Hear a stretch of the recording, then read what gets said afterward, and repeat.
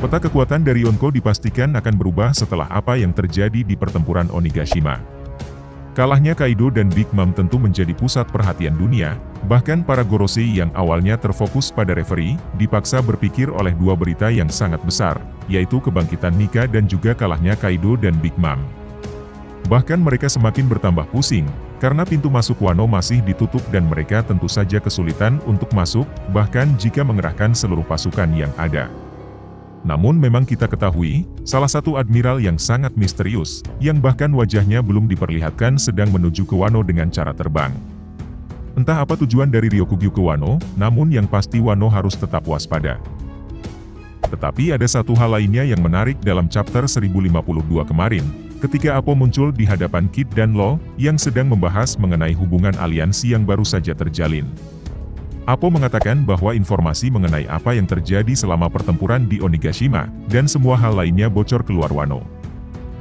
Dan bocornya mengenai peristiwa di Wano, ternyata memengaruhi nilai buruan mereka. Dalam surat kabar yang Appo bawa, dia mengatakan bahwa nilai buruan dari Trafalgar Law serta Eustace Kid meningkat dengan drastis. Selain itu, surat kabar tersebut juga menyebutkan bahwa sudah ada nama-nama yang akan menjadi sosok Yonko baru, menggantikan Kaido dan Big Mom. Sayangnya chapter tersebut masih belum memberitahu siapa nama yang akan menjadi Yonko baru tersebut.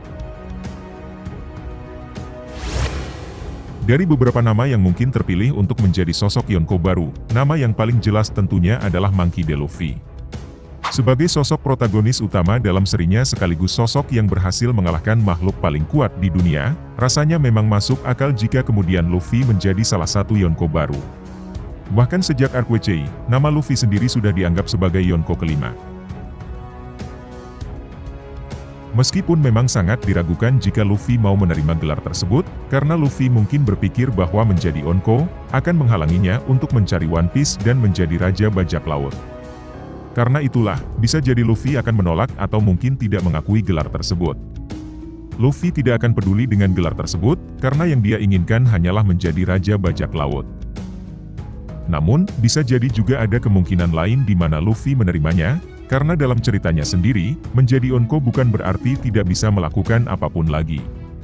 Menjadi Yonko hanya sebuah gelar saja, dan mereka masih bisa melakukan apapun yang mereka inginkan, seperti mencari keberadaan One Piece. Dan hal itulah yang dilakukan oleh Kaido, Big Mom maupun Kurohige saat ini. Dengan kata lain, Luffy pun bisa saja melanjutkan petualangannya sambil memiliki gelar Yonko. Jika Luffy menjadi salah satu dari Yonko baru, lalu siapa bajak laut yang akan mengisi posisi Yonko lainnya? Rasanya tidak akan ada nama yang muncul selain nama seperti Eustace Kid dan juga Trafalgar Law.